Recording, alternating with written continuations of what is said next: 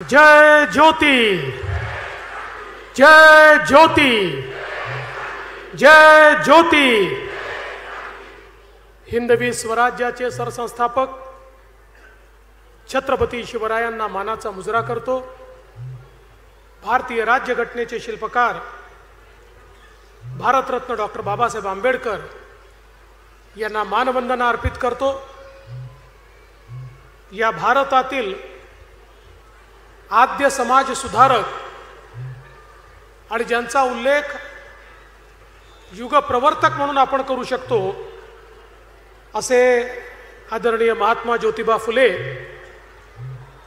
आणि खऱ्या अर्थानं समाजामध्ये क्रांतीची ज्योती ज्यांनी लावली आणि समाजामध्ये परिवर्तन करून दाखवलं, त्या क्रांती ज्योती ज्ञान ज्योती सावित्रीबाई फुले यांच्या चरणी नतमस्तक होतो आणि त्यांच्या या जयंतीच्या निमित्ताने आपल्या सर्वांना या ठिकाणी शुभेच्छा देतो। आज मला अतिशय मनापासून समाधान आहे की क्रांती ज्योती सावित्रीबाई फुले यांच्या 194व्या जयंतीच्या निमित्ताने त्यांना अभिवादन करण्याकरता ज्या मातीने त्यांना घडवलं त्या मातीचं दर्शन घेण्याकरता या ठिकाणी येण्याची संधी मला मिळाली आणि खऱ्या अर्थानं एक वेगळी ऊर्जा या मातीने मला देखील दिली आणि म्हणून नायगावच्या या मातीला देखील या ठिकाणी मी प्रणाम करतो, या मातीसमोरही नतमस्तक होतो। आमच्या सरपंच ताईंनी प्रस्तावना केली आणि ताईंनी प्रस्तावना करत असताना काही अपेक्षा देखील व्यक्त केल्या। ज्या अपेक्षा त्यांनी व्यक्त केल्या माझ्या मनात होतं की जयकुमार भाऊंना सांगावं की तुम्ही या विभागाचे मंत्री आहात, त्यामुळे आता ताईंच्या अपेक्षा पूर्ण करण्याची जबाबदारी तुमच्यावर आहे।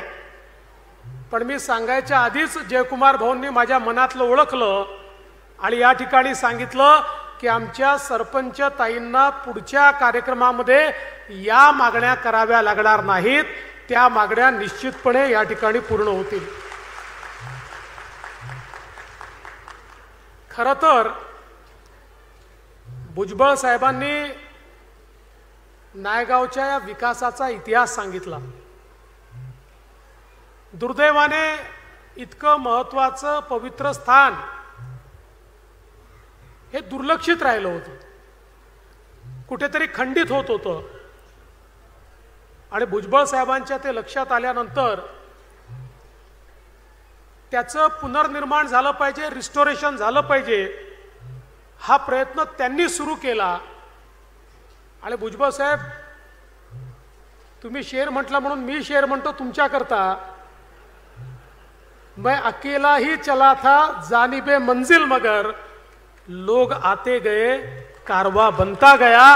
अशा प्रकारे जे काम तुम्ही सुरू केलं त्याच्यानंतर हळूहळू कारवा बनायला लागला आणि काम पुढे जायला लागलं। आज एक चांगलं स्वरूप हे आपल्याला या ठिकाणी पाहायला मिळतंय। पण मी तुमचं याकरता अभिनंदन करेन की तुम्ही हे ओळखलं की या ठिकाणी प्रेरणास्थळी तयार झाली पाहिजे आणि त्याची सुरुवात तुम्ही केली, याबद्दल निश्चितपणे मी तुमचं देखील मनापासून अभिनंदन करतो। आज खरं तर आता या कामाला काही अडचणच उरलेली नाही। याचं कारण एक ग्रामविकास मंत्री, दुसरे PWDचे मंत्री, तिसरे पर्यटनाचे मंत्री आणि बाकी काय लागलं तर मदत आणि पुनर्वसन मंत्री, त्यामुळे 4 मंत्री दिलेले असल्यामुळे मला वाटत नाही की आता इथल्या विकासाला काही अडचण येईल। पण निश्चितपणे या विकासाकरता ज्या ज्या गोष्टीची आवश्यकता आहे ते पूर्ण केल्याशिवाय आपलं सरकार थांबणार नाही, हा विश्वास मी आपल्या सगळ्यांना देतो. या देशावर आणि या महाराष्ट्रावर खऱ्या अर्थानं या ठिकाणी महात्मा ज्योतिबा फुले आणि क्रांती ज्योती सावित्रीबाई फुले यांचे जे उपकार आहेत हे आपण कधी विसरूच शकत नाही. ज्या काळामध्ये समाजाने सामान्य माणसाला जगण्याचा अधिकार नाकारला आणि स्त्रियांना जनावरापेक्षाही वाईट वागणूक मिळेल, एखादी वस्तू आणि स्त्री याच्यामध्ये कुठलंही अंतर नाही, अशा प्रकारची समाजाची अवस्था तयार झाली होती. समाज रसातळाला चालला होता. हा समाज संपला असता अशा अवस्थेमध्ये समाज होता. त्यावेळी खऱ्या अर्थानं या समाजामध्ये विषमता दूर करून समतेचं बीजारोपण झालं पाहिजे आणि समाजातल्या स्त्रियांना जगण्याचा अधिकार मिळाला पाहिजे. याची मुहूर्तमेढ जर कोणी केली असेल तर ती महात्मा ज्योतिबा फुले आणि क्रांती ज्योती सावित्रीबाई फुलेंनी त्या काळामध्ये केली. आज आपल्याला सोपं वाटतंय, पण आपण जेव्हा इतिहासात पाहतो ज्या प्रकारचा विरोध, ज्या प्रकारचा उपहास हा सावित्रीबाईंना त्या काळामध्ये सहन करावा लागला, शिवाशाप सहन करावे लागले, त्या ठिकाणी शेणाचे दगडाचे गोळे सहन करावे लागले, अतिशय वाईट वागणूक सहन करावी लागली. पण त्यांच्या मनामध्ये एकच संकल्पना होती की माझ्या स्त्रियांना मी या अवस्थेमध्ये जगू देणार नाही. कारण त्यांच्या मनात हे पक्क होतं की शिक्षणाचा अभाव यामुळे समाज गुलामगिरीकडे चाललेला आहे आणि या गुलामीतनं आणि गुलामगिरीच्या मानसिकतेतनं स्त्रियांना आणि समाजाला बाहेर काढायचं असेल तर मला शिक्षण त्यांच्यामध्ये रुजवावं लागेल. आणि महात्मा ज्योतिबा फुले हे हिमालयासारखे त्यांच्या पाठीशी उभे होते आणि त्यातनं खऱ्या अर्थानं स्त्री शिक्षणाचा विषय असेल किंवा विधवांच्या पुनर्विवाहाचा विषय असेल, केशवपनाची वाईट प्रथा बंद करण्याचा विषय असेल, ज्या ज्या प्रथा महिलांना महिला म्हणून जगण्याकरता त्या ठिकाणी थांबत होत्या, त्या सगळ्या प्रथांच्या विरुद्ध क्रांतीची ज्योती त्यांनी पेटवली आणि समाजामध्ये परिवर्तन करून दाखवलं. खरं म्हणजे महात्मा ज्योतिबा फुले तर युगप्रवर्तक होते, ते द्रष्टे होते. त्यांच्या जीवनामध्ये जे जे काही त्यांनी केलं, जे लिहिलं, जे सांगितलं, जे करून दाखवलं, सगळ्या गोष्टी उत्तमच केल्या.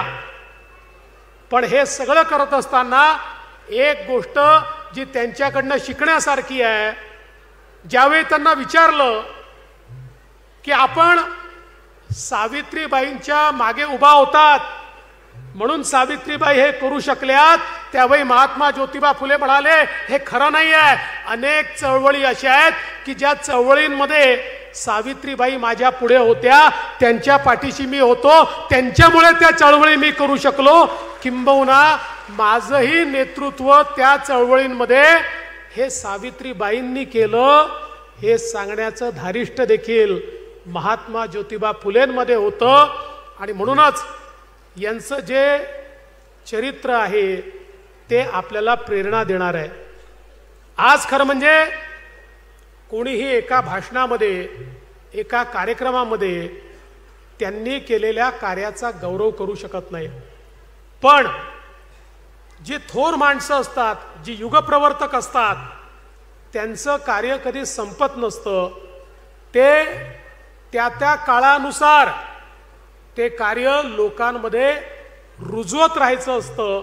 आणि म्हणूनच आज आपण ज्यावेळेस स्मारक बनवण्याचा निर्णय करतो स्मारक हा केवळ पुतळ्यापुरतं मर्यादित नाही आहे. पुतळे तर आपण अनेक करतो, त्या पुतळ्यांवर जाऊन आपण त्यांचं स्मरण देखील करतो, पण स्मारक पुतळ्यांसोबत विचारांचं देखील झालं पाहिजे.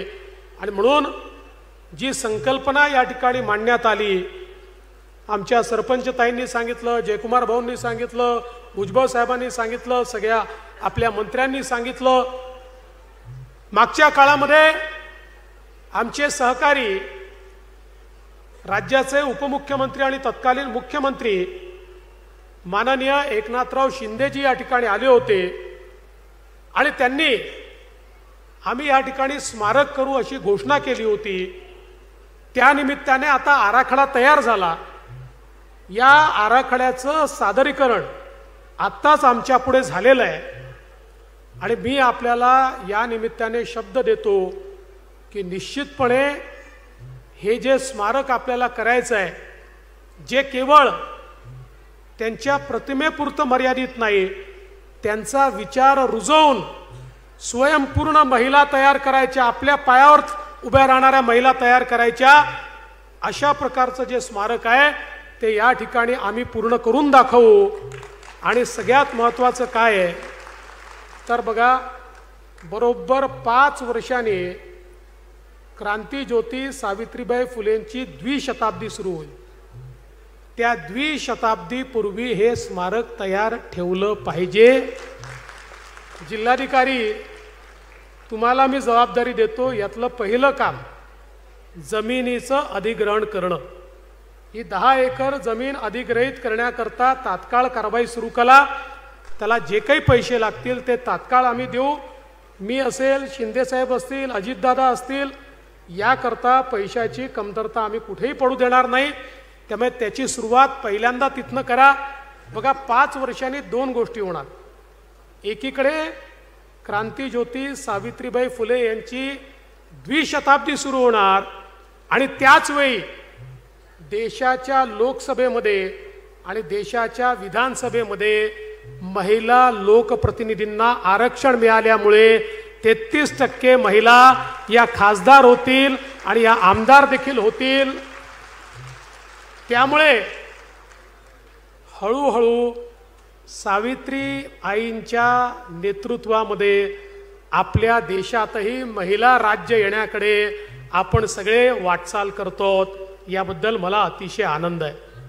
आज आपण महाज्योतीच्या माध्यमातून अनेक योजना सुरू केल्या आणि मला अतिशय आनंद आहे. आत्ताच आम्ही महाज्योतीच्या स्टॉलवर आमच्या एका मुलीचं त्या ठिकाणी स्वागत केलं. महाज्योतीच्या माध्यमातून प्रशिक्षण घेऊन MPSC मध्ये पहिल्या क्रमांकाने ती पास झाली. तिचं देखील मी मनापासून अभिनंदन करतो. आपल्या सरकारने एकीकडे महिलांकरता, मुलींकरता मोफत शिक्षणाची योजना सुरू केली, लाडकी बहीणसारखी योजना सुरू केली. वेगवेगळ्या प्रकारे आमच्या महिलांना त्या ठिकाणी सक्षम करण्याकरता देशाचे प्रधानमंत्री माननीय मोदीजींनी लखपती दीदी ही एक संकल्पना मांडली आहे. महाराष्ट्रामध्ये पहिल्या टप्प्यात 11 लाख झाल्या, आता 15 लाख झाले आहेत. पुढच्या 2 ते 3 वर्षामध्ये 50 लाख आमच्या बहिणींना आम्हाला लखपती दीदी त्या ठिकाणी बनवायचं आहे. लखपती दीदी म्हणजे एकदा लाख रुपये कमवले असं नाही, दर वर्षाला जी 1 लाखापेक्षा जास्त रुपये कमावते स्वतःच्या भरोशावर, तिला लखपती दीदी म्हणतो. अशा प्रकारच्या अनेक लखपती दीदी आपल्याला या ठिकाणी घडवायच्या आहेत. आणि म्हणून क्रांतीज्योती सावित्रीबाई फुलेंचं जे जिवंत स्मारक आहे ते म्हणजे एक सक्षम अशा प्रकारचं आमच्याकडच्या महिला, आमच्या मुली या समाजात वावरताना आपल्याला जेव्हा पाहायला मिळतील, त्याच वेळी आपण क्रांतीज्योतींचं स्वप्न पूर्ण केलं आहे असं आपल्याला म्हणता येईल. आणि म्हणून आज या निमित्ताने मी आपल्याला आश्वस्त करतो की हे स्वप्न पूर्ण करण्याकरता आपण भुजबळ साहेब भिडेवाड्याचा उल्लेख केला. आता त्यातल्या सगळ्या अडचणी संपल्या आहेत. पंतप्रधानांच्या हस्ते त्याचं भूमिपूजन झालं आहे. तिथे त्यांचं जे घर आहे ते घर आणि असं एक एकत्रित स्मारक करावं निश्चितपणे त्याचाही विचार करून त्याचाही आराखडा आपण तयार करू. आणि अरणच्या संदर्भात आपण साहेब त्याचा आराखडा तयार केलेलाच आहे. त्याला वर्ग तर आपण ऑलरेडी दिलेला आहे. आता त्याचाही पाठपुरावा करून अरणमध्ये देखील आपल्याला ज्या काही सोयी करायच्या आहेत त्या निश्चितपणे आपण करू. आणि मी विश्वास देतो की आपला समाज, आपलं राज्य आणि आम्ही सगळे महात्मा ज्योतिबा फुले आणि क्रांती ज्योती सावित्रीबाई फुले यांनी जो सन्मार्ग दाखवलेला आहे, जो समतेचा मार्ग दाखवलेला आहे, त्या मार्गाने चालत समाजातल्या शेवटच्या माणसाचा विकास होतपर्यंत सातत्याने काम करू एवढंच बोलतो आणि माझं बोलणं संपवतो. धन्यवाद. जय ज्योती, जय क्रांती.